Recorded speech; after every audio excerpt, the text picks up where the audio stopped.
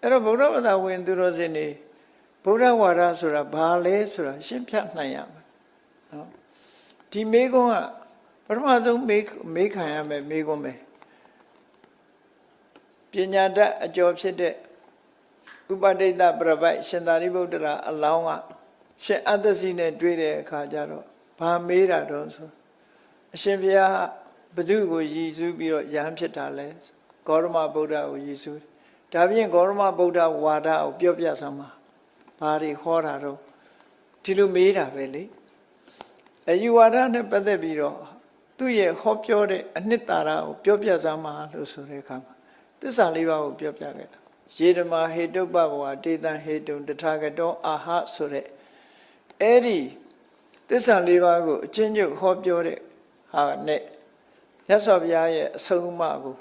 ဘုရားဟောပြောချက်ကိုရှင်အတ္တစီပိဿဝဂီထဲမှာအငယ်ဆုံးဖြစ်တဲ့ရှင်အတ္တစီဟာရှင်သာရိပုတ္တရာအလောင်းဥပဒိတပြပိုက်ကိုရှင်းပြခဲ့တာအဲ့ဒီ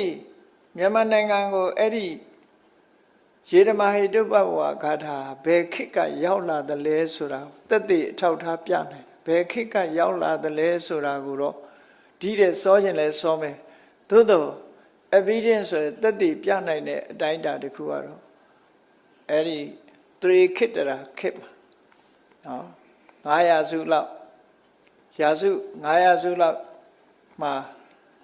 ဒီတရေခေတ္တရာခေတ်မှာမောဇာခင်ဘကုန်းတို့မောဇာကုန်းတို့ခေါ်တဲ့ရှေးဟောင်းဌာနကြီးတစ်ခုမှာတူးဖော်တဲ့အခါကျတော့အဲ့ဒီယေဓမဟေတုပ္ပဘဝရွှေပေလွှာထဲမှာရေးထားတာမြေကြီးတွေကတူးဖော်လို့ရရှိတာမြန်မာပြည်ကိုအစောကြီးကတည်းကရောက်နေတယ်လို့ပကံခေတ်မတိုင်ခင်ကတည်းကမြန်မာပြည်ကိုဒီခါထားရောက်နေတယ်ပေါ့ဒီလိုဆိုလို့ရတယ်ပေါ့နော်သို့တော့ဒီကနေ့ခေတ်စလုံးနဲ့လားလို့ဆိုမဟုတ်ဘူးဒီကနေ့ခေတ်ကလူတွေအဲ့ဒါဖတ်နိုင်မှာမဟုတ်ဘူးမဖတ်နိုင်ဘူးသို့တော့ရှင်းအောင်သမိုင်းတွေကိုလေ့လာကြတဲ့ရှင်းအောင်အခရာတွေကိုလေ့လာတဲ့ပညာရှင်တွေကဖတ်ပြတဲ့အခါမှာတော့ယေဓမဟေတုပ္ပဝါတေတံဟေတုံတထာဂတောအာဟဆိုတဲ့ဂါထာကိုရေးထားတာဖြစ်တယ်လို့မြန်မာပြည်မှာပထမဆုံးတွေ့ရတဲ့ evidence ပေါ့သက်သေတာရကယောဝတ္ထုတစ်ခုပဲ